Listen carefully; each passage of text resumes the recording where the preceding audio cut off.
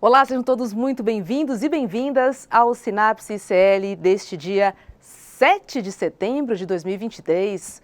Hoje é feriado, portanto, o nosso programa é gravado. Boa noite, César Calejão, tudo bem? Boa noite, Rô, boa noite para a nossa comunidade, tudo bem, vamos que vamos. Vamos que vamos, porque hoje a gente vai falar sobre esse dia de hoje, esse dia mesmo, 7 de setembro. E para conversar com a gente, vem aí Ian Neves, que é historiador e também professor de história e também um criador de conteúdo das redes sociais. Ian, seja muito bem-vindo ao nosso Sinapse. Muito obrigado pelo convite, é um prazer imenso estar aqui com vocês hoje. Obrigado, Ian, o prazer é todo nosso, é um prazer te receber, querido, vamos lá. Ian, hoje é dia 7 de setembro, né? Data que marca a independência do Brasil. E eu já vou te perguntar diretamente, há mesmo que se comemorar no dia de hoje? Pois é, essa pergunta é muito pertinente, porque, acima de tudo, além de ser criador de conteúdo, eu sou um professor de história, e esses momentos canônicos da nossa história sempre são muito, digamos assim, privilegiados na minha criação de conteúdo. Eu já pretendia fazer algum tipo de material acerca do 7 de setembro, mas aí o convite veio a calhar justamente nessa data, então eu vou ter a oportunidade de falar um pouco sobre esse tema aqui. A maneira como a gente aprende o processo de independência do Brasil na escola é de uma maneira bastante superficial. Então todo mundo conhece a anedota de que o Dom Pedro estava às margens do Ipiranga, com as margens plácidas, os raios fúlgidos, e ele deu um grito, e provavelmente estava com dor de barriga, mas a gente não tem certeza, né? E a gente acaba por não analisar essa questão mais a fundo. Eu já vou antecipar o que se debate de maneira mais profunda na academia, e infelizmente esse tipo de história mais analítica fica exclusivo das academias e das faculdades de humanas, e nós não temos o direito de ter contato com essa história mais aberta e cheia de debates e de vicissitudes e de pontas soltas na escola, que é a história mais rica. Na verdade, o processo de independência se convencionou de chamar de independência, porque ele foi radicalmente diferente das outras independências que nós tivemos na América. Então, se nós formos comparar as independências da América Espanhola, por exemplo, a maior parte se tornou república, a maior parte aboliu a escravidão, e a maior parte foi conduzida por uma elite crioula, ou seja, uma elite nativa, que expulsou a metrópole de dentro da sua colônia. Nada disso aconteceu aqui.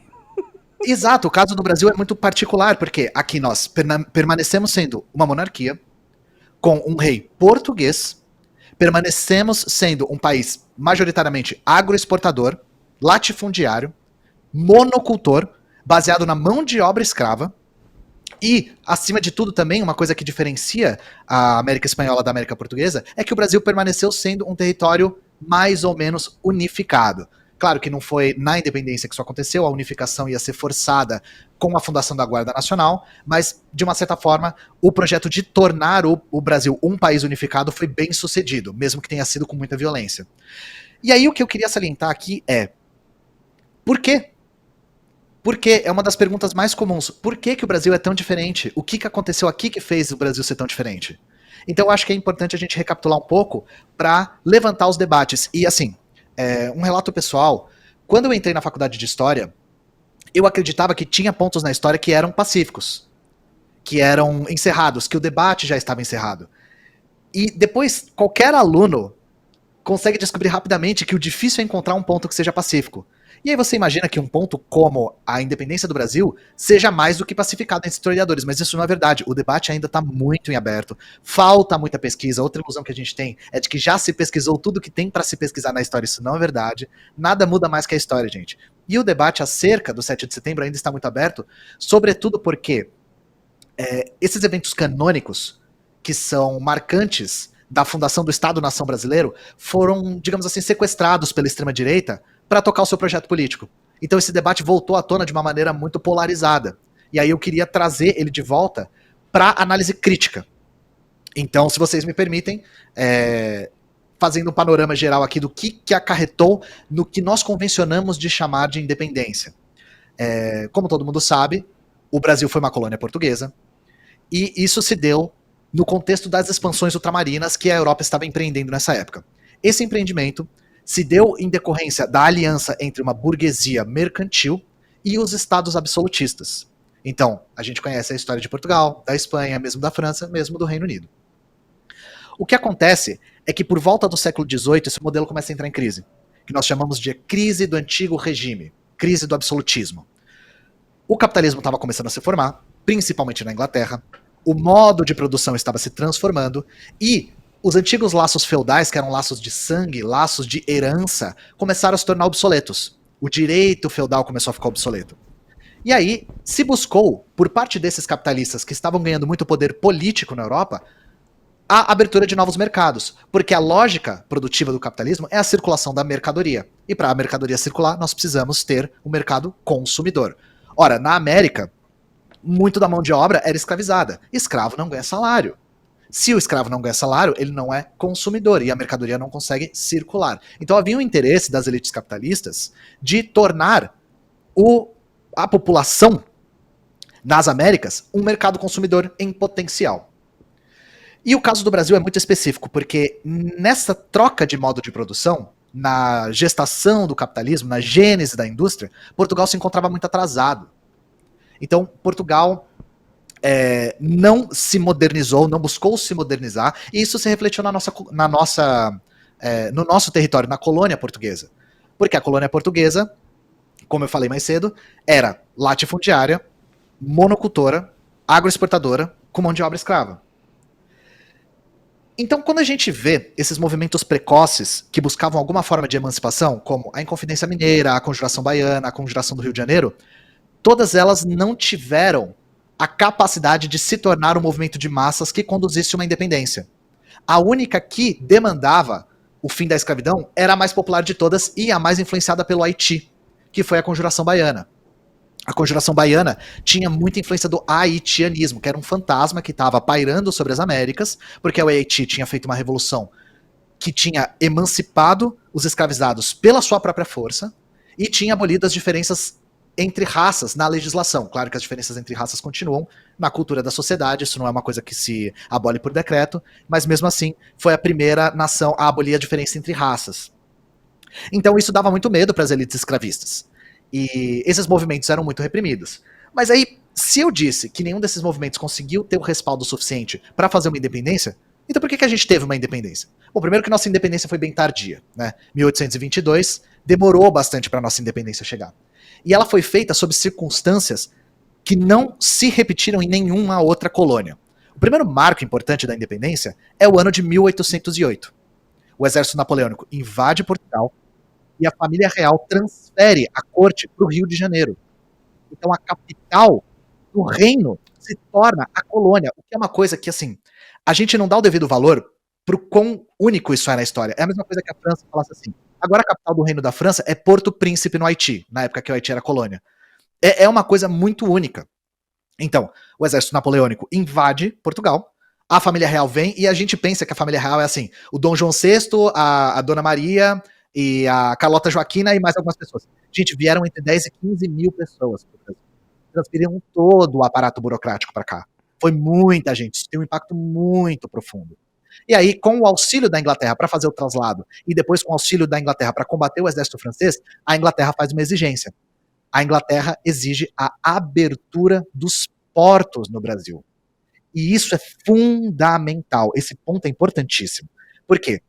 Uma das coisas que é basilar de uma colônia é o que nós chamamos de pacto colonial, que é a exclusividade do comércio entre a colônia e a metrópole. A metrópole detém o monopólio do comércio.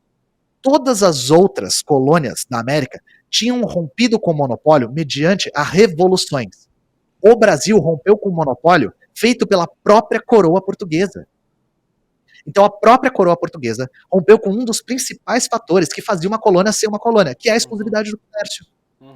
E aí ocorre um outro processo, que é, não só o Dom João VI vem para cá ficar refugiado, eles constroem um aparato burocrático de gestão do reino no Rio de Janeiro. Então esse é um processo que os historiadores convencionaram chamar de interiorização da metrópole.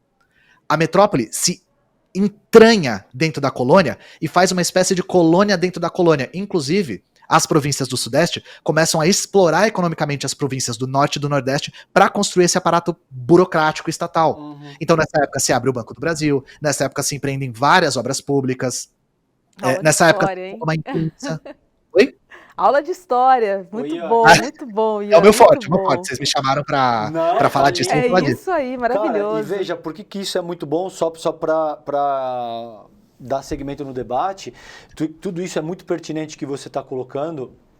Por exemplo, os acordos desiguais de 1810, esse processo que o Ian colocou, esse outro processo ao qual ele se refere, tudo isso traz essa questão do legado histórico e cultural que permeia o funcionamento da República Federativa no Brasil, com base no que foi Brasil Colônia, Brasil Império, posteriormente. Por isso que a tua aula aqui é maravilhosa. Então, antes da gente mudar de assunto, eu quero explorar um pouco mais isso contigo. Não sei se você quer complementar esse raciocínio, para a gente fechar o raciocínio em termos daquilo que você acredita que foi esse processo no que se refere à independência do Brasil?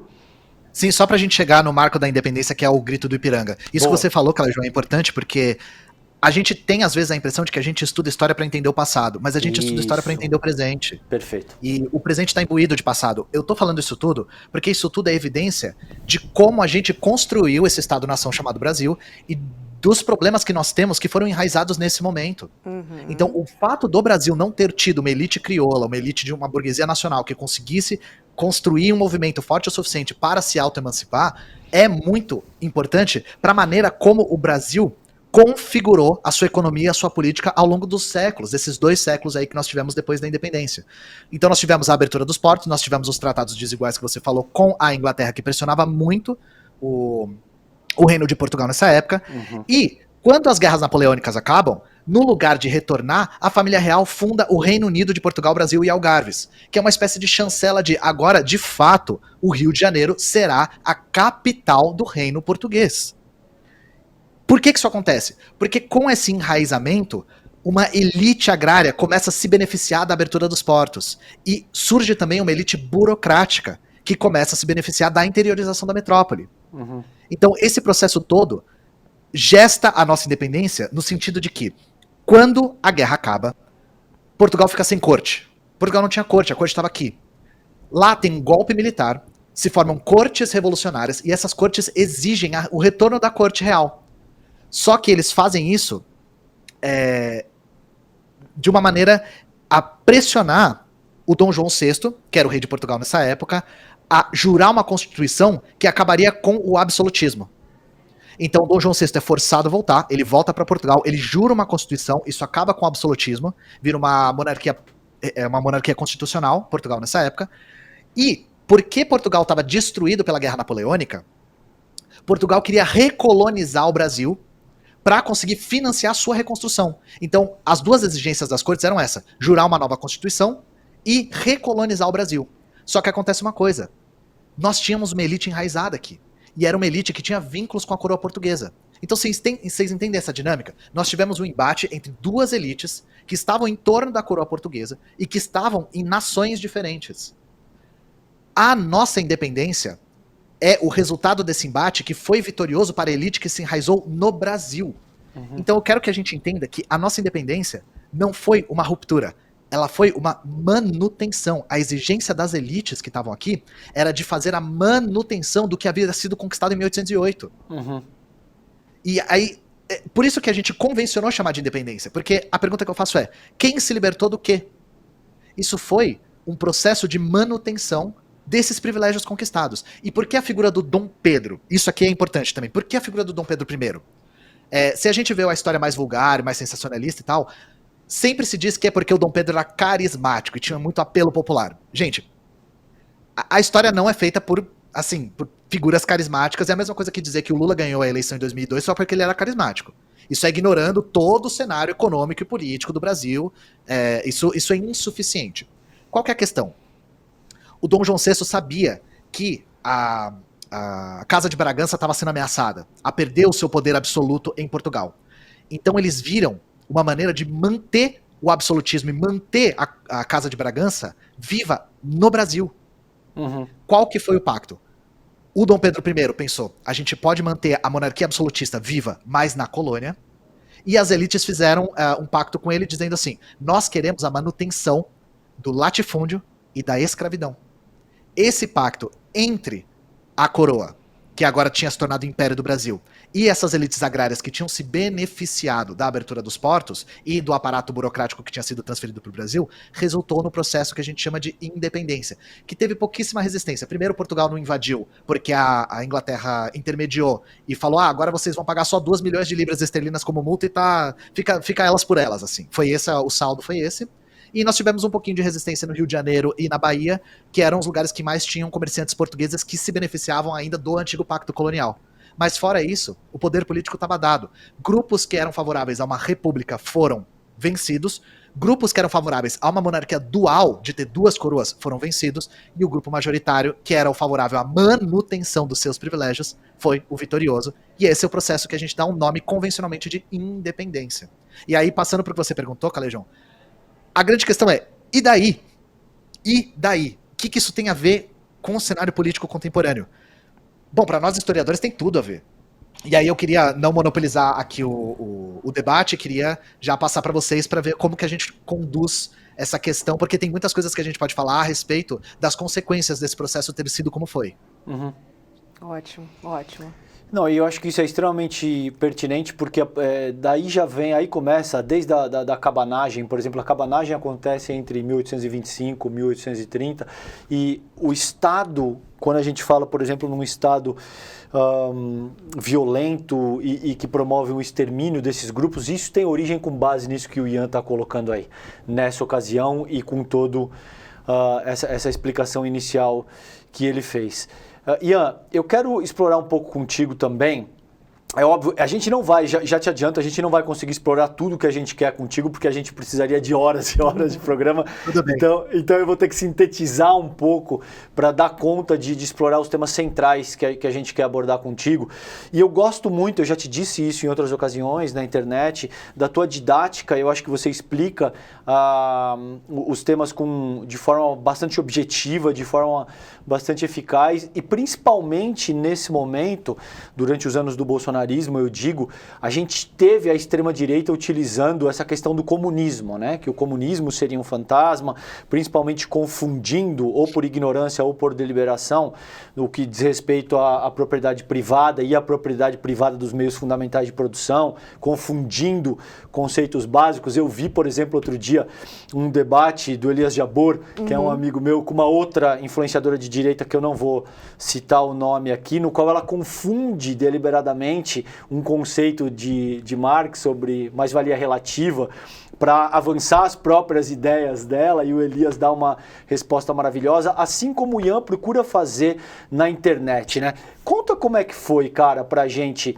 esse período, e o que você sente, por exemplo, quando você enfrenta essa questão do comunismo. Qual é o tema central, qual é a falácia central que você sente que você tem que ser capaz de desmontar, no sentido de esclarecer minimamente a população que assiste ali os teus vídeos, cara? Por que o fantasma do comunismo pegou tanto para a extrema-direita? Exato, acho que a pergunta é essa. Por quê, hein? São 2 perguntas, então vou responder primeiro a do Calejão e depois a sua, Roberto. A questão, o que mais surge quando o fantasma do comunismo começa a pairar? Aí eu vou falar uma coisa, depende da onde a pessoa vem.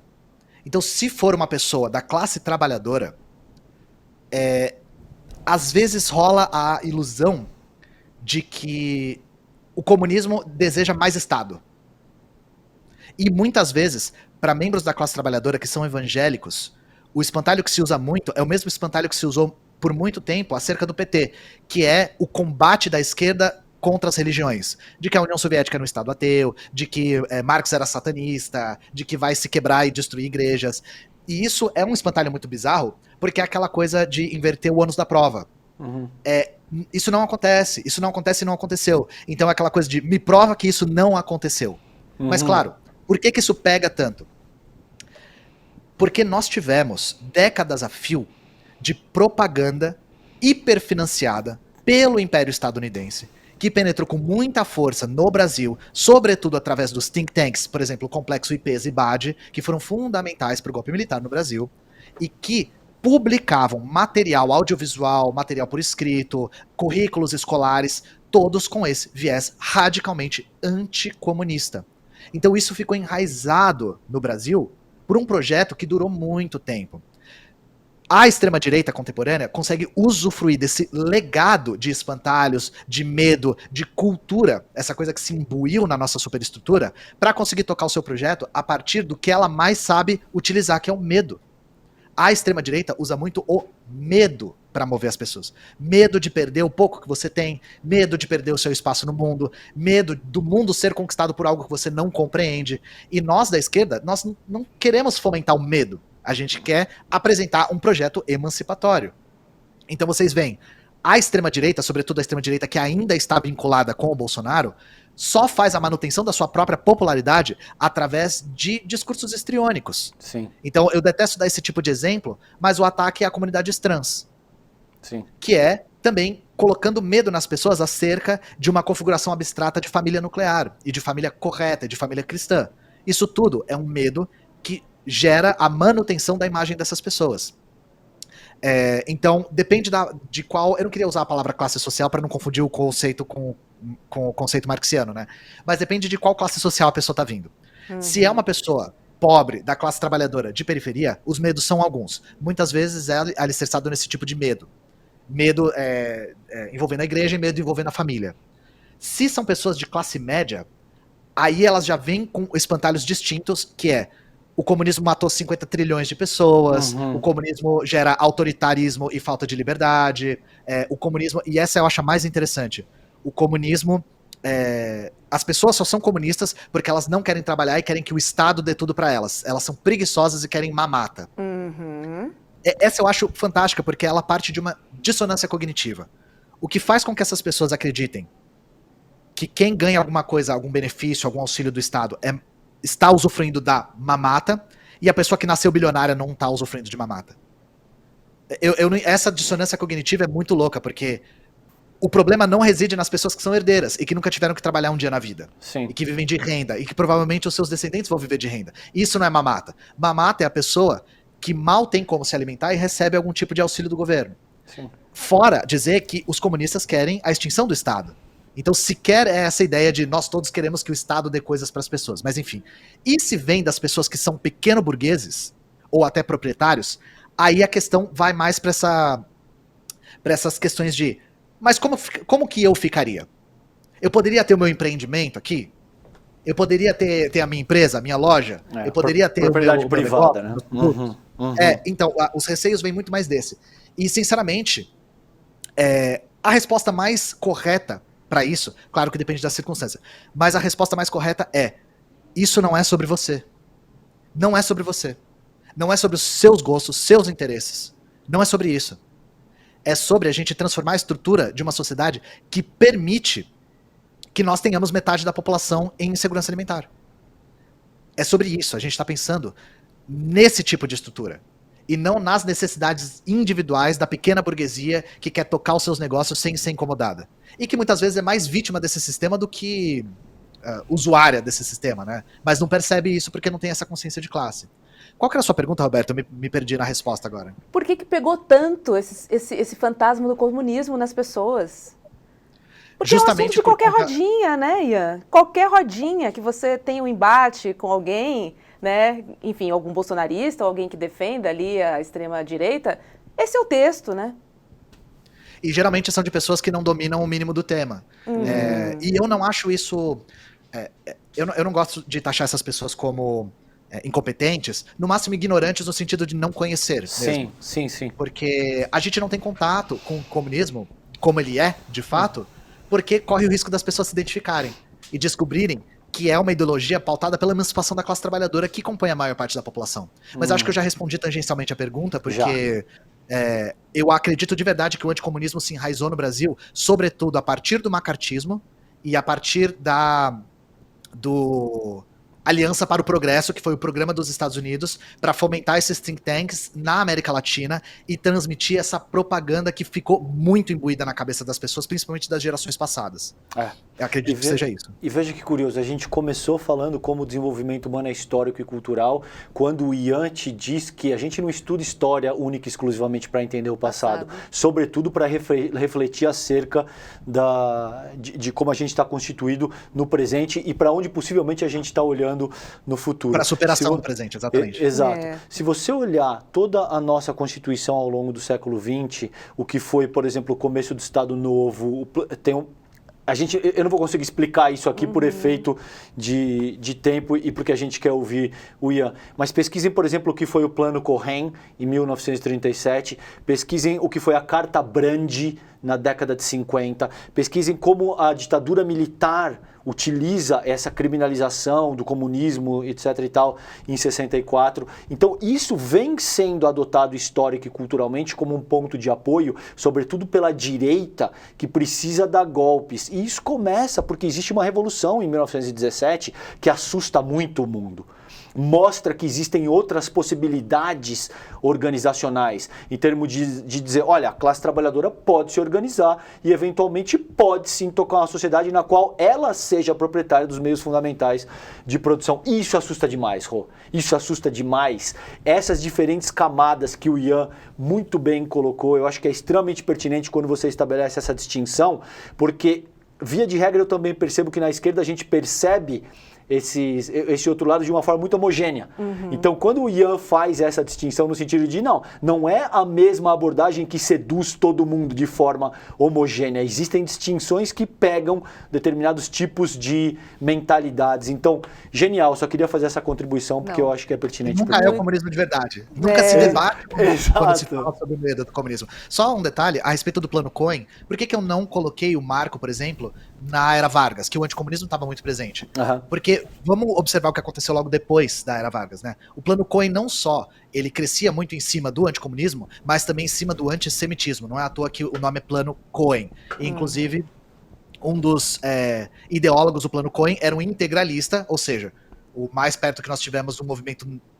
Mais perto não, porque nós tivemos um enorme movimento nós tivemos o fascismo brasileiro, que foi o integralismo, né? O Plano Cohen foi idealizado por um integralista, inclusive.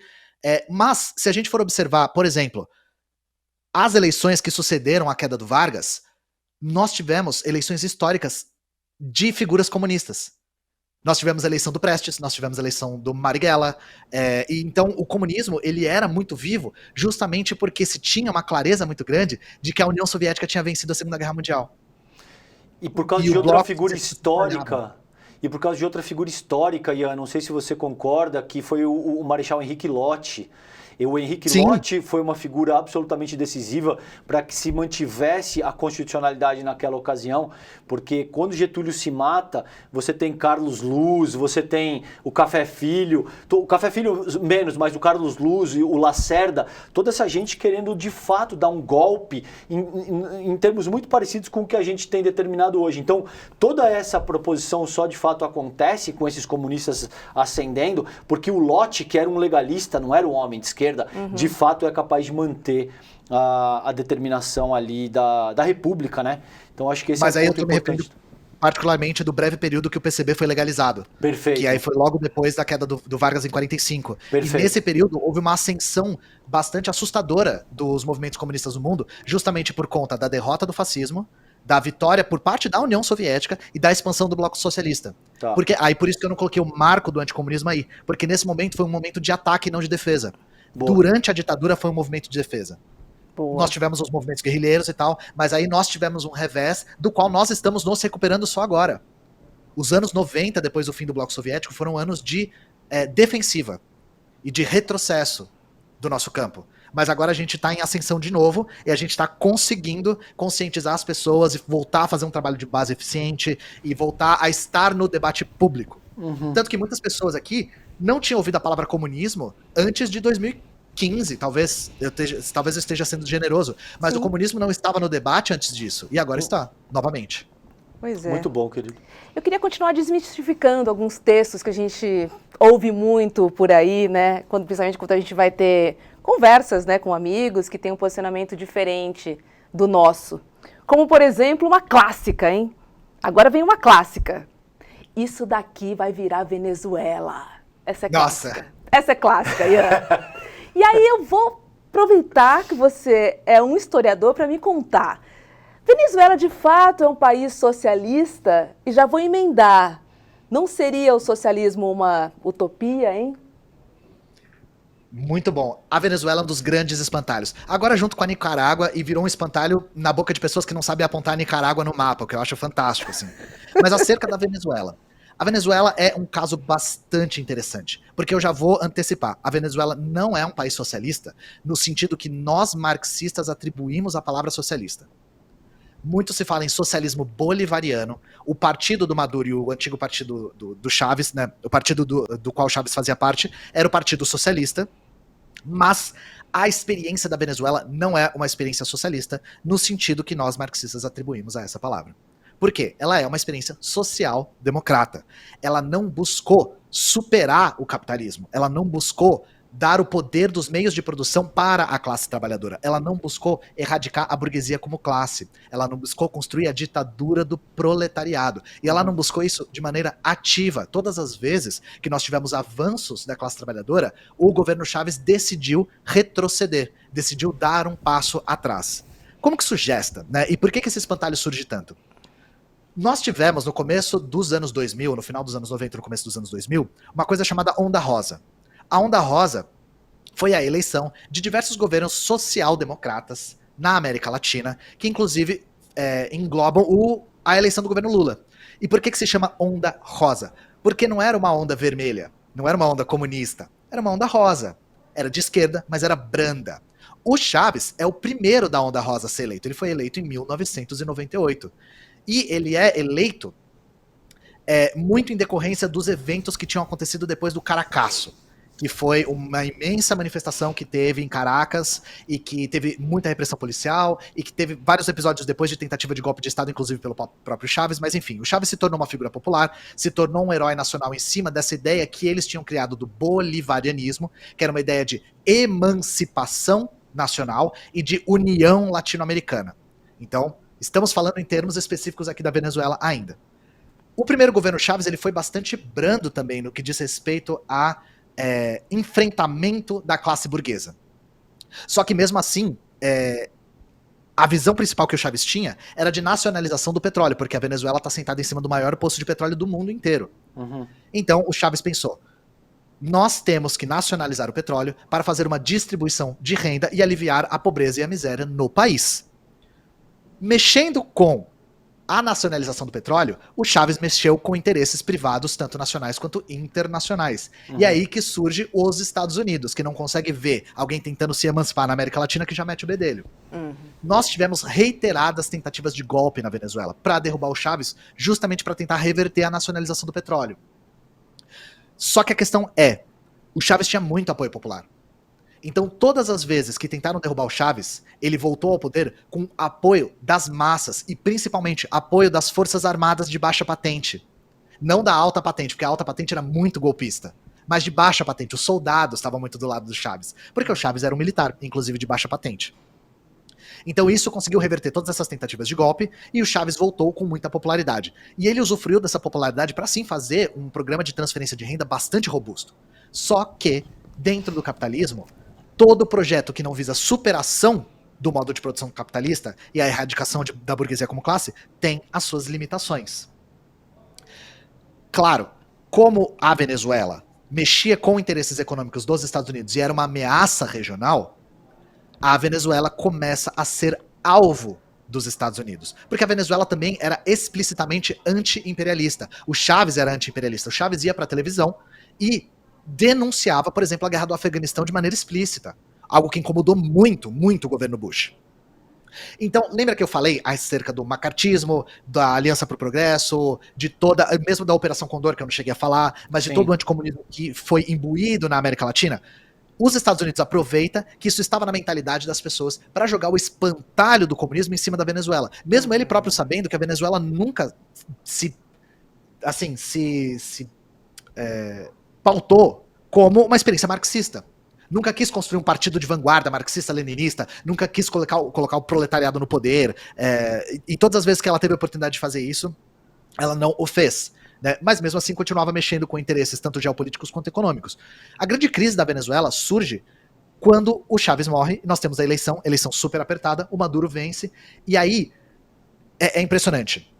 Algumas pessoas da esquerda brasileira ainda acreditam que o Barack Obama foi uma figura análoga à esquerda brasileira. Gente, o Barack Obama foi o presidente que mais mobilizou tropas na história dos Estados Unidos. Barack Obama precipitou a guerra do Iêmen, a guerra da Síria, o bombardeio da Somália. Não foi diferente com a Venezuela. O boicote que fez com que a Venezuela entrasse numa crise profunda veio quando o Barack Obama estava na presidência. Inclusive, ele chegou a declarar a Venezuela como inimiga dos Estados Unidos e uma ameaça à segurança pública dos Estados Unidos. Ora, gente, o que a Venezuela tem de ameaça à segurança pública dos Estados Unidos?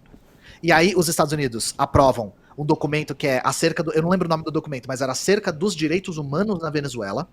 E aí eles bloqueiam a Venezuela, principalmente de comercializar o seu principal ativo, petróleo. Acontece que a Venezuela precisava muito de importados para conseguir suprir a demanda. A Venezuela importava 80% dos seus alimentos. Então, se você pede a sua principal fonte de renda em dólar, que era a principal moeda de troca, né, isso acarretou na crise que nós vemos até hoje. Esse bloqueio que os Estados Unidos fez é um bloqueio criminoso, é um bloqueio genocida. A gente estima que 40 mil pessoas morreram por conta do bloqueio, por falta de acesso à alimentação de qualidade, por falta de acesso a medicamento, por falta de investimento no setor público, tanto de saúde, quanto de transporte, quanto de saneamento.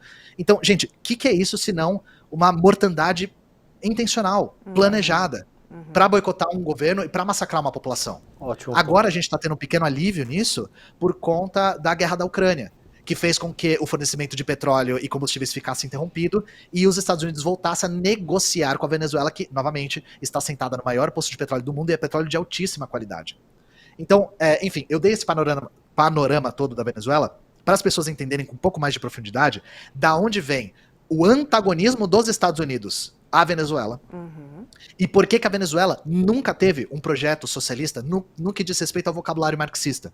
Nós não tivemos uma revolução, nós não tivemos a construção de um partido de vanguarda para conduzir e manter essa revolução, nós não tivemos construção de maneira difundida. Tivemos algumas experiências com poder popular, sim, isso é fato, de deliberação regional e tal, mas nada o suficiente para conseguir, de fato, estabelecer uma correlação de forças mínima para a classe trabalhadora conseguir resistir à investida da burguesia. E, novamente, tivemos um boicote dos Estados Unidos que fez com que a Venezuela entrasse numa crise material da qual ela não conseguiu se recuperar totalmente até agora. Ótimos pontos aí. Não, tá maravilhoso, querido, não se preocupa. Eu conversei com o pai do Julian Assange, pessoalmente, semana passada. Ele citou um estudo da Brown University que te diz que ao longo dos últimos 21 anos, os Estados Unidos destruíram 7 países e meio, deixaram 38 milhões de refugiados e mataram algo entre 4,5 e 4,7 milhões de pessoas. Isso são dados da Brown University, não sou eu que estou dizendo. Podem entrar na internet, pesquisem, chama Cost of War, o custo da guerra. E uma questão fundamental aqui é, pouquíssimos países conseguiram reunir, a gente estava conversando isso no bastidor, as condições objetivas que você precisa para começar uma revolução dessa magnitude. Cuba conseguiu porque já muito tempo antes você tinha José Martí, por exemplo, uma figura que determinou as condições subjetivas antes das condições objetivas. A China já tinha uma doutrina milenar confucionista que foi capaz de permitir a Revolução Popular, foi capaz de Mao, Deng Xiaoping, etc. e tal. A minha pergunta, por que eu estou te dizendo tudo isso, Ian?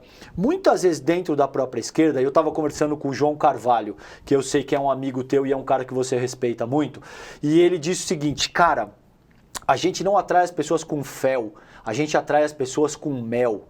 E muitas vezes eu sinto que dentro da própria esquerda, quando surgem divergências, a gente ataca as pessoas dizendo que elas são pequenos burgueses, que elas são reformistas e classificações com esse tipo de coisa que, a meu ver, além de desmobilizar a nossa unidade, não serve para conquistar mentes e corações. Como é que você sente essa questão, cara? Qual que é a abordagem? Porque o teu conteúdo é extremamente interessante, você é um sucesso absurdo na internet. Eu tive amigo, honestamente, não estou rasgando seda, que o cara é um liberal por convicção? Não é nem por convicção, Hobbs, eu te diria. É um cara que ele é um liberal por osmose, assim, ele não sabe, ele não se interessa por história. Liberal, Ele vai na onda. Exatamente. Ele nasceu liberal e ficou acomodado ali sem lei, sem estudar muito ao longo da vida.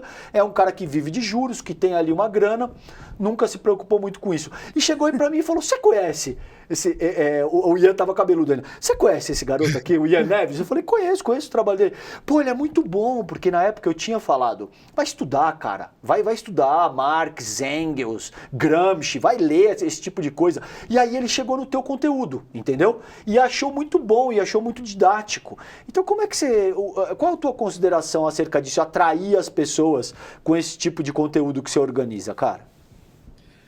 Eu tenho algumas concepções para atrair as pessoas, porque eu preciso ter muita clareza de quem eu tô querendo atingir quando eu crio algum tipo de vídeo.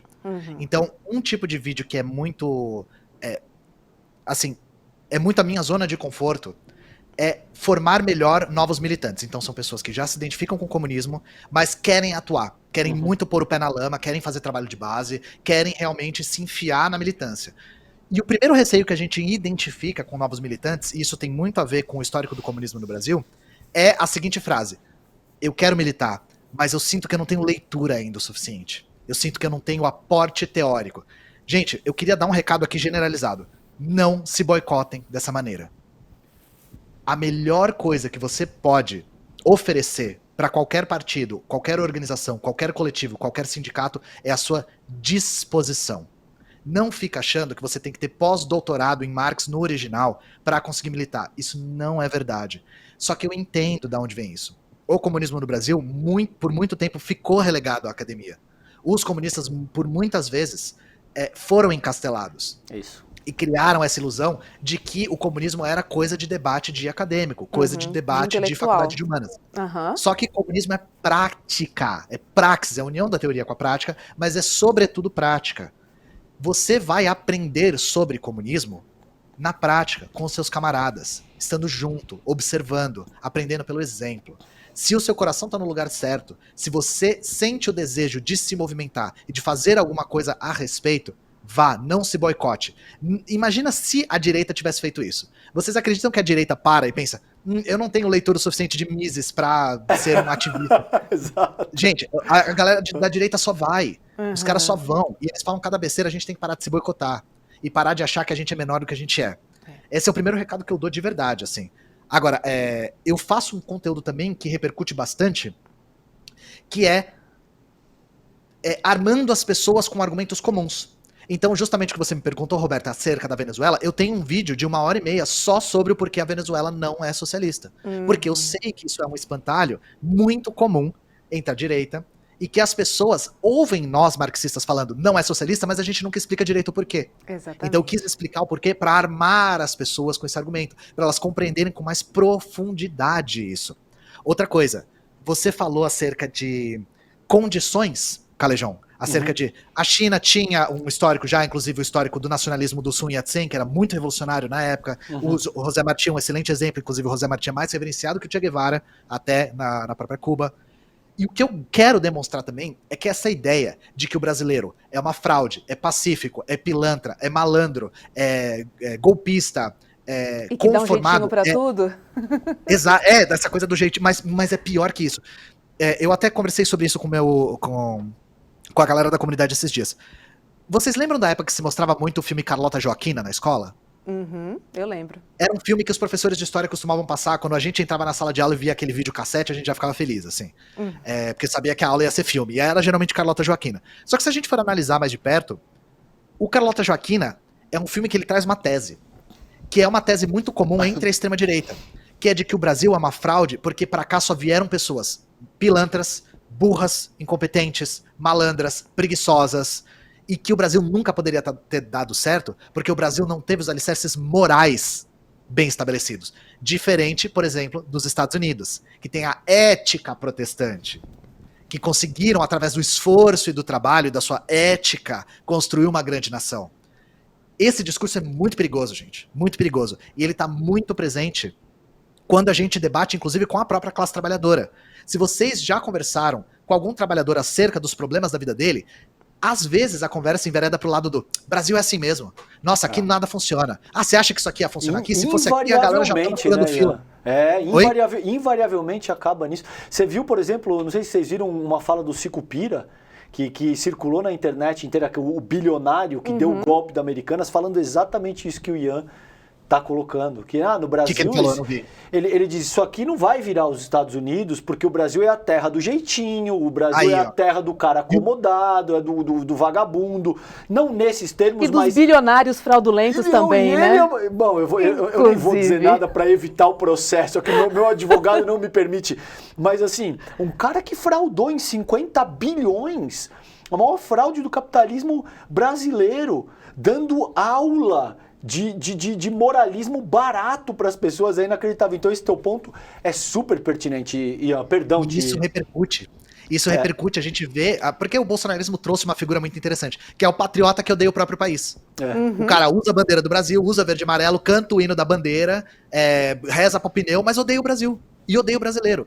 E o que eu quero trazer muito é que isso é mentira. Então eu quero jogar luz acerca dos eventos da história do Brasil, da perspectiva da classe trabalhadora, da perspectiva da resistência, da perspectiva da cultura, da perspectiva da força, porque nós somos um povo forte. O brasileiro é um povo forte, é um povo capaz, e principalmente, uma das coisas que é mais trágica disso tudo, é que o Brasil fez um trabalho muito bem sucedido de tolher a autoestima negra.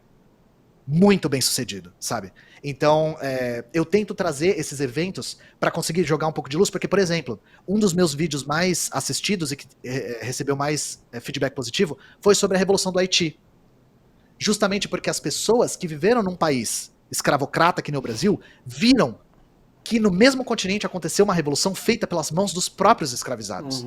E que isso foi possível. E que a gente não conhece essas histórias por projeto, justamente para tolher a autoestima da classe trabalhadora, que no Brasil é majoritariamente negra, para que a gente não tome essa consciência, para que a gente continue acreditando no sucupira aí, que é um fraudulento e que fala esse discurso, e cai como uma luva porque as pessoas acreditam nisso. Isso vem de muito atrás. E aí, eu gosto de usar o exemplo da Carlota Joaquina, porque é uma coisa que muita gente viu na escola, e acha que é só um filme engraçado, mas eu acho que ele tem uma tese muito perigosa. Se a gente observa também esses livros de sensacionalismo histórico, como, enfim, esses best-sellers de história que não são feitos por historiadores e que são feitos por pessoas de extrema-direita, etc., muitos deles trazem essa mesma tese, de que o Brasil nunca teria dado certo por uma questão moral. O Brasil nunca teria dado certo porque pra cá vieram, porque os indígenas eram preguiçosos, porque os escravizados eram preguiçosos, incompetentes e selvagens, porque os portugueses que vieram para cá eram os piores dos portugueses. Então eu tento trazer muito disso no meu conteúdo para combater essa história e também para fazer uma história voltada para a classe trabalhadora e não uma história dos grandes homens, grandes feitos, grandes acontecimentos políticos. Ian, queria aproveitar você aqui para tratar também de um assunto recente, né, que foi o assassinato da mãe Bernadette na Bahia. Você contou pra gente, né, que estuda a história para poder entender o presente. E aí você também contou pra gente sobre a formação da própria República Brasileira. E tudo indica que o que aconteceu com ela foi uma violação, né, de um território quilombola. Como é que você explicaria, através da história, né, esse assassinato de mãe Bernadette? O filho dela também foi assassinado. E a gente está falando de territórios invadidos por questões de classe, posso dizer assim, não? Muito obrigado por essa pergunta, porque eu queria muito trazer esse exemplo para falar sobre a independência em si, porque as duas coisas estão conectadas. A mãe Bernadette foi assassinada na frente dos filhos e netos, com 12 tiros na cabeça, dentro da sua própria casa. Isso é um escárnio, gente. E quem dá 12 tiros não tá querendo matar uma pessoa, tá querendo mandar uma mensagem. Sim, claramente. E a mensagem é: vocês estão mexendo com interesses de pessoas poderosas. Tudo indica até onde a gente conseguiu investigar, que tem a ver com disputa de terra. E isso aqui é o que eu queria falar. Lembra que eu falei que não fazemos história, nós marxistas, a partir das grandes figuras, a partir dos grandes eventos? Na independência, o que aconteceu com a classe trabalhadora? Como é que a cidadania brasileira foi formada? A gente formou uma nação chamada Brasil, mas a gente formou brasileiros? Então, eu acho que foi Florestan Fernandes que falou: o negro continua sendo o principal termômetro Forma de medir. A forma de medir a democracia no Brasil. Isso. Mãe Bernadette é um exemplo fundamental disso. Porque não tem como olhar para os olhos dos filhos e dos netos da Mãe Bernadette e dizer que a gente vive numa democracia, sendo que aconteceu isso com a mãe dela, com a mãe deles e Sim. com a avó deles. Não tem como. E isso tem raízes muito profundas, inclusive no nosso processo de colonização e de independência. O Brasil permaneceu sendo um país escravista. Permaneceu sendo um país escravista. E não só, se aliou, a elite nacional se aliou com a monarquia para que a escravidão tivesse a sua manutenção garantida. E o Brasil continuou sendo também um país latifundiário, monocultor, voltado para exportação. Eu não estou falando de 2023, tá, gente? Sim, sim. Eu estou falando de 1822. Sim. No primeiro momento, nós tivemos um período bastante conturbado, porque as terras antigamente, na época da colônia, eram doações da coroa. Não dava para ter propriedade privada de terra. Toda a terra era propriedade privada da coroa. E a coroa concedia a terra muito por prestígio, muito por serviços prestados à coroa. Perdão. E era uma questão ligada a títulos nobiliárquicos. Conforme o capitalismo vai se desenvolvendo no mundo todo e no Brasil incluso, a terra vai se transformando em mercadoria. E a lógica da terra muda. Nos primeiros anos após a independência, as doações de terra ficaram suspensas. E aí rolou um corre-corre de pessoas poderosas cercando terras de maneira completamente extraoficial. Nós temos, o primeiro marco importante, em 1831, nós temos a primeira lei que proíbe o tráfico. Era uma lei que foi por pressão do Reino Unido, principalmente. Essa lei não foi respeitada. O tráfico tinha atingido o seu recorde depois da independência. Entre os anos 20 e os anos 30 foi o recorde de pessoas traficadas para o Brasil. E essa lei é passada, mas ela não é respeitada. Nós temos também a fundação da Guarda Nacional aqui no Brasil, que é uma das responsáveis pela centralização forçada do território nacional. Porque um dos grandes medos era uma revolta, tal qual aconteceu no Haiti, e a desagregação do território. A Guarda Nacional é fundada, inclusive, para o reforço disso. Em 1850, nós temos, de novo, uma lei que proíbe o tráfico, que é a Lei Eusébio de Queiroz. E essa lei sim consegue aplicar de maneira um pouco mais eficiente o cerceamento do tráfico. E as elites brasileiras começam a perceber que nós estávamos na iminência da abolição da escravatura. Eles sabiam que cedo ou tarde a escravidão ia acabar. E aí o que eles pensam? Em um país como o Brasil, no qual a terra é abundante, como nós fazemos para que as pessoas venham e trabalhem nos latifúndios de maneira voluntária? Como a gente faz com que a pessoa venda a sua força de trabalho em troca de salário num país que qualquer pessoa consegue ter acesso à terra porque tem muita terra? Isso. Primeira coisa que eles pensam é: a única maneira da gente manter o negócio do latifúndio é com a escravidão, é com a coerção. Por isso que a escravidão foi mantida no Brasil por tanto tempo, porque o modelo agroexportador do Brasil era convergente com o modelo de trabalho escravo, porque o Brasil era um país que tinha terra muito abundante e as pessoas eram forçadas a trabalhar nessa terra. E aí o que acontece? Talvez a escravidão acabe. O tráfico já acabou, o tráfico foi cerceado, não acabou, a nação brasileira traficou até 1888, até o ano de 1888, mas o tráfico foi cerceado, o que acenou para a direção de uma abolição. Eles pensam, ora, a gente vai começar a ter que fazer uma substituição da mão de obra. Em um país no qual ainda existia a mão de obra escrava, o projeto que eles construíram foi a importação de mão de obra europeia. E aí a gente entra nos vários méritos que isso tem, né? Uhum. Mas aí a questão é, como que nós fazemos então para essas pessoas chegarem aqui e não se apossarem de alguma terra ou não receberem alguma terra e trabalharem na sua própria terra? É aí que surge a Lei de Terras. A Lei de Terras, ela foi criada para impedir que as pessoas adquirissem terra, para fazer com que elas não tivessem escolha a não ser vender a sua força de trabalho para os latifundiários. Isso. Então, a Lei de Terras chancelou a política latifundiária do Brasil, fazendo com que a terra só fosse adquirida mediante a pagamento. e um pagamento que era intencionalmente inacessível para que pessoas comuns não conseguissem ter acesso à terra. E o governo visava financiar a importação dos próprios trabalhadores com a venda dessas terras. Então o governo vendia essas terras para grandes latifundiários, pegava esses recursos e financiava projetos de importação de europeus. E por que europeus? Primeiro, o que eles estavam querendo fazer importando as pessoas da classe trabalhadora, sendo que nós tínhamos já uma população negra que, se fosse liberta, se tornaria proletária.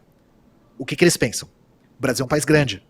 O Brasil é um país que ainda tem muita terra. Mesmo se nós latifundiários comprarmos muita terra, não tem gente o suficiente para trabalhar nessa terra. O que eles fazem? E isso está explícito nos debates das assembleias, tá, gente? Eu não tô, isso não é nem interpretação, isso eles falavam em alto e bom tom. Nós precisamos sobrecarregar o mercado de trabalho para diminuir o custo da mão de obra. Esse foi o primeiro motivador para importar trabalhadores. Nós precisamos lotar isso aqui de pessoas desalentadas, que não tem escolha a não ser vender a sua força de trabalho, e que tenha um exército industrial de reserva numeroso o suficiente para que isso seja pouco custoso. Esse era o projeto. Agora, por que da Europa? É aí que entra o projeto de branqueamento da população, que nunca teve esse nome, tá, gente? Não existe nenhum documento falando projeto de branqueamento da população. Mas nós temos, por exemplo, projetos que proíbem a imigração da África e da Ásia. Projetos que dizem que temos que importar o que há de melhor na raça. Que falam que só europeus brancos podem vir trabalhar. Isso tudo aponta para o mesmo destino, o branqueamento da população. E o Brasil teve um projeto de branqueamento muito específico. O que aconteceu aqui, só aconteceu aqui. Em todos os lugares que tentaram branquear a população, a ideia era proibir a miscigenação e eliminar a população negra. O Brasil fez um projeto de branquear a população através da miscigenação. Então chegou-se a cogitar a proibição de casamento entre pessoas negras. Ou casamento entre pessoas negras e mestiças. Por quê? Legalizando apenas o casamento entre pessoas brancas e negras, ou brancas e brancas, na teoria, os caras enxergavam dessa forma, a população ia se branquear em mais ou menos 100 anos. Isso era um projeto civilizatório, na perspectiva deles. Então o Brasil, inclusive no século XX, participa do Congresso Universal das Raças, levando esse projeto para a Europa, dizendo, o Brasil ainda não é civilizado porque tem muito negro, mas em 100 anos a gente vai ser, a gente está cuidando disso. E é nesse período, principalmente depois da República, que o Brasil recebe um fluxo gigantesco de pessoas, principalmente vindas da Itália, para sobrecarregar esse mercado de trabalho, reduzir o custo da mão de obra, mas também ter esse projeto civilizatório. E aí onde que eu quero chegar com a Mãe Bernadette? A Mãe Bernadette foi morta dentro do quilombo Pitanga dos Palmares. A gente nunca pode esquecer o que é um quilombo, gente. Nunca. Lembra quando eu falei que se tem a ilusão de que o brasileiro é conformado, é pacífico, digamos assim, preguiçoso? Os quilombos solapam isso, gente. Quilombos são movimentos de resistência. Símbolo da Quilombos... resistência. Oi? Símbolo da resistência. Símbolo de resistência. Uhum. Os quilombos são coisas extraordinárias, gente. Os quilombos são coisas assim que mostram, mostram de verdade o quanto de resistência houve durante a escravidão. E muitas pessoas ainda têm a ilusão de que não houve resistência na escravidão. Nós, professores de história, ainda ouvimos com uma frequência bastante trágica a pergunta, mas se as pessoas eram tão maltratadas, por que elas não se revoltavam? Gente, se revoltavam. Se revoltavam e se revoltavam muito. Muito. Os quilombos são a prova disso. E a Mãe Bernadette morava dentro de um quilombo. Quilombo Pitanga dos Palmares, que foi formado no século XIX. Aquilo, por si só, já era uma afronta. Agora, tudo isso que eu falei a respeito de uma política de terras que priva as pessoas da terra, que chancela o latifúndio como o arquétipo do modelo de terras brasileiro, que fez com que a classe trabalhadora e a classe que era escravizada e que ia ser emancipada em breve, não tivesse acesso a essa terra, vocês conseguem entender como isso converge para um conflito de terra que aconteceu literalmente agora. O quilombo já era uma afronta naquela época e ele continua sendo a mesma afronta hoje. Só que no caso da Mãe Bernadette nós temos um outro agravante. Eu sempre falo, se você é um marxista e quer estudar história do Brasil, tem 2 pontos que você nunca pode deixar passar. Escravidão e ditadura militar. E aí no caso da Mãe Bernadette é aí que a gente chega na ditadura militar. Aquela região de Simões Filho, que é onde a Mãe Bernadette morreu, é uma região que tem muita indústria. Só que é uma indústria que toda foi implantada durante o período militar. E isso é uma das coisas assim que a gente sempre tem que salientar quando se vem com esse papo de dita branda. A violência da ditadura foi muito além de porões e tortura e exílio e desaparecidos. A maneira como o Brasil se industrializou nessa época, que era o modelo liberal dominante na época, era um projeto de nacionalização e industrialização, a maneira como o Brasil se industrializou foi muito violenta. E foi de uma maneira passando por cima de qualquer tipo de direito humano com povos ribeirinhos, nativos, caboclos, indígenas e quilombolas. A gente vê os dois exemplos mais marcantes, que é a Transamazônica Perimetral. A gente viu agora a continuidade do genocídio Yanomami, que é um genocídio que começa durante a ditadura militar com um projeto civilizador, entre aspas, da Amazônia. Gente, se isso não é violência, eu não sei o que é. A Transamazônica cortou a Amazônia no meio, levando garimpo, levando morte, levando doença, levando conflito por onde passava. A Perimetral, que entra em Roraima, a mesma coisa. E no caso da Mãe Bernadette, que é lá no quilombo de Pitanga dos Palmares, a região tem indústrias petroquímicas. Então aquele porto que tem lá perto é um dos portos que mais exporta produto químico do país inteiro. Nós temos um complexo gigantesco de indústrias lá, que é o CIA. E esse complexo tem canos que passam por dentro dos quilombos. E isso tudo foi feito nos anos 60 e 70, à força, passando por cima dos interesses e da humanidade dessas pessoas. Então vocês entendem a posição que aquele quilombo se encontrava? Se encontrava numa posição de ser uma terra de resistência em um país latifundiário, que continua sendo latifundiário, e também era uma terra que estava no meio dos interesses de um projeto nacional desenvolvimentista da ditadura militar, que era um projeto que fazia, assim, pouquíssimo caso de respeitar qualquer coisa parecida com a humanidade. Uhum. Esse é o contexto que torna possível 30 quilombolas mortos por assassinato encomendado nos últimos 10 anos. A Mãe Bernadette é a 30ª que nós saibamos. O filho dela já havia sido assassinado. E toda a família dela tá temendo pela própria vida. Mãe Bernadette tinha avisado que ela estava sendo ameaçada por latifundiários. Ela avisou. A família dela, inclusive, saiu de lá, né, Ian? O que me deixou saiu. extremamente chateada, mas entendi completamente, né? Claro. Mas aí pra você ver como as coisas estão relacionadas. Sim. O quilombo estava resistindo há 150 anos. Uhum. Resistindo. Resistiu à escravidão. Resistiu à república. Resistiu à política de terras. Resistiu à ditadura. E agora as pessoas foram forçadas a sair de lá para preservar a própria vida. Como que a gente olha para essas pessoas e fala que a gente tem cidadania no Brasil? Uhum. Que a gente tem democracia? Da onde veio essa ideia? O que a nossa independência nos trouxe? O que a república trouxe? A Mãe Bernadette é um exemplo perfeito para a gente relembrar o dia de hoje como a comemoração de uma independência que é uma continuidade, que não trouxe liberdade para nenhum membro da classe trabalhadora brasileira. Não é à toa que nós temos o tradicional grito dos excluídos no Brasil. O grito dos excluídos vem para lembrar de que a nossa independência ainda está por vir. Nossa independência ainda vai chegar. Então a gente precisa lutar por ela. E ela precisa ser feita pelas mãos da própria classe trabalhadora. Porque vinda de cima, ela nunca vai chegar. Nunca. Falando nisso, tem um projeto aí essa semana que parece que alguém estava lutando por independência, não é isso? Você ouviu falar alguma coisa assim, não? Eu ouvi falar de um projeto aqui do ICL, que a gente vai lançar um portal. É isso. Tá sabendo, Ian, que a gente vai lançar um portal sim. de notícias? Pois é, em exatamente breve. Esse mote, né? Da nossa luta pela independência, porque vai ao encontro exatamente disso que o Ian acabou de dizer aqui. Porque não dá para esperar, né, Ian? A gente tem que se movimentar aqui, ó, na base. É aqui que rola o movimento. Eu quero dar um exemplo de hoje, inclusive.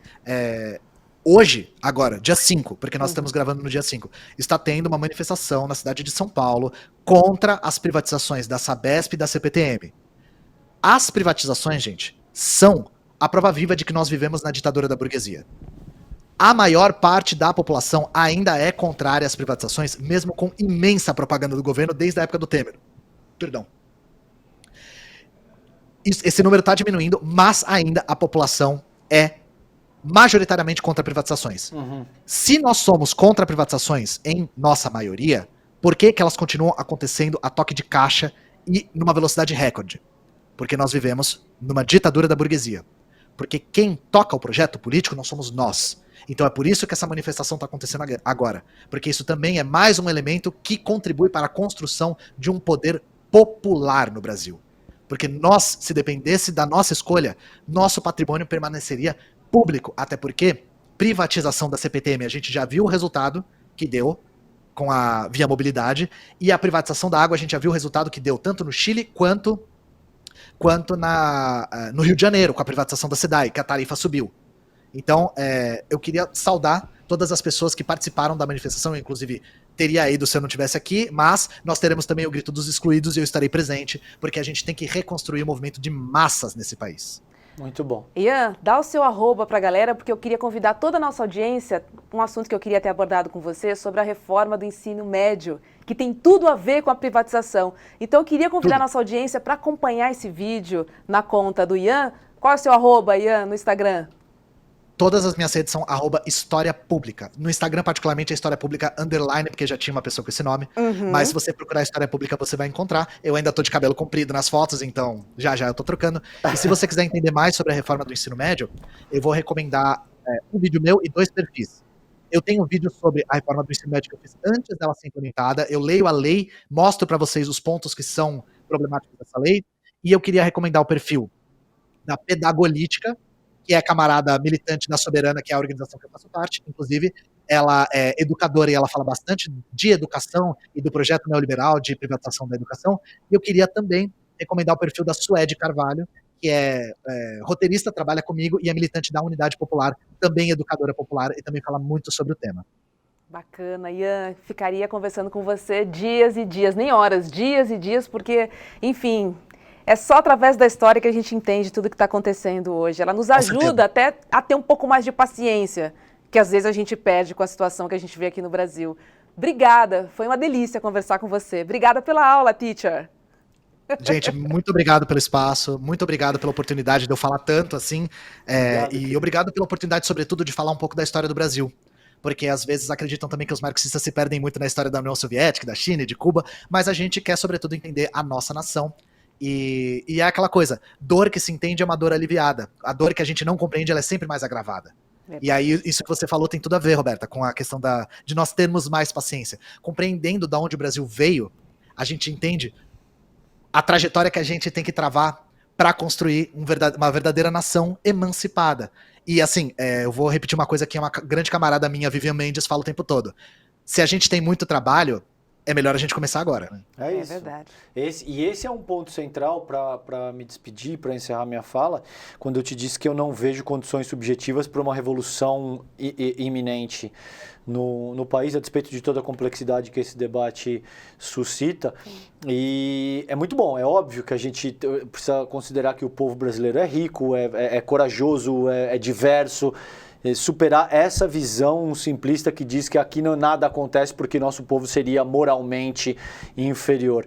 Agora, existe muito trabalho pela frente, sim, entende? E em outros países, exemplo de China, Cuba e tal, já existiam determinações subjetivas de outra ordem e, portanto, esses processos foram catalisados com mais eficácia, a meu ver. Agora, o trabalho, por exemplo, do Ian, dessa nova geração de comunistas, eu poderia citar um monte de gente, o João Carvalho, Laura Sabino, o Gaio Fato, e não quer dizer que a gente não tenha críticas, que muitas vezes dentro da esquerda a gente não entre em debates, tenha dissonância, mas isso é absolutamente fundamental para que a gente seja capaz de organizar esse processo que vai resultar num futuro capaz de apresentar essas condições subjetivas e objetivas para um processo de transformação social legítimo, Robson.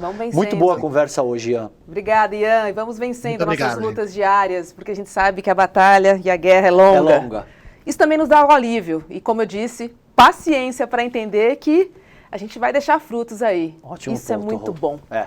Ian, valeu, querido. Obrigada. Sextou para você. Obrigado, boa noite. Gente. Um abraço, Ian. Tchau, tchau. Boa noite. Você já deu uma adiantada aí, né? Que o ICL vai lançar um portal de notícias. Ele deu um Olha, ensejo que perfeito, bacana né? foi a deixa, né? Exato. Ele falou, estamos lutando pela independência que ainda virá. E essa semana a gente bateu muito nessa tecla, né? A gente até fez uma campanha, eu, você, o Edu, Chico Pinheiro. Todos os apresentadores e apresentadoras da casa, exatamente. Dando conta de que a gente está lutando por essa independência que ainda vem, né? É verdade. Então é isso, gente. Estamos prestes a lançar um portal do ICL e para acelerar esse processo a gente precisa de novos alunos. Isso. A gente precisa trazer mais gente para o Instituto Conhecimento Liberta. Lembrando que a gente tem mais de 200 cursos, né, e uma assinatura. Boa. A família inteira pode fazer cursos de línguas, cursos sobre racismo, sobre economia, Excel, mídia digital, marketing. Tem muita coisa legal que dá para distribuir em casa, né, César? Muita, não, é imperdível. Hoje, de fato, o ICL é uma proposta revolucionária. O Edu Moreira sempre fala isso, ele faz essa comparação que custa o preço de um lanche, né? Um almoço. De uma refeição, para que você tenha acesso a esse universo de conteúdo, de debate, de coisas que são absolutamente fundamentais para a formação da família inteira, né, Rô? Sim. Lembrando que a gente não tem patrocínio aqui no ICL, o que fortalece o nosso jornalismo independente, corajoso, investigativo, que vai à luta. Por isso que a gente precisa da sua ajuda. A gente está precisando trazer novos membros, novos alunos, para a gente poder crescer essa família e crescer a nossa grade aí, né? Temos um projeto, quem sabe virar um canal de televisão. É isso aí. Então é o seguinte, olha, espalha para todo mundo e acesse icl.com.br e vem se juntar com a gente nessa luta. É muito importante que você participe e que você se sinta parte deste projeto, que é nosso. É isso aí. Imperdível, né, Calejão? Muito bom. Então é só acessar icl.com.br e vem fazer parte da nossa comunidade, vem se juntar a gente nessa luta, certo? Certo. Amanhã a gente volta, o programa também é gravado, estamos aí no meio do feriado, mas é isso. Será que a gente adianta o nosso convidado de amanhã? Ah, e ele é bem querido, ele é da casa também. Vai ser um papo bom. Contar? Vou contar? Vamos lá. Vou contar, spoiler. Amanhã tem Guga Noblar aqui no Sinapse ICL. Boa. Pronto, falei, às 19h30. Se conecte e curta aí que o papo com o Guga tá bem animado. A gente já gravou esse papo com ele. Tem revelações aí de Guga Noblar, diretamente de Brasília. Ele é o cara. E a gente se vê amanhã aqui no ICL às 19h30. Um beijo. Até amanhã. Tchau, gente.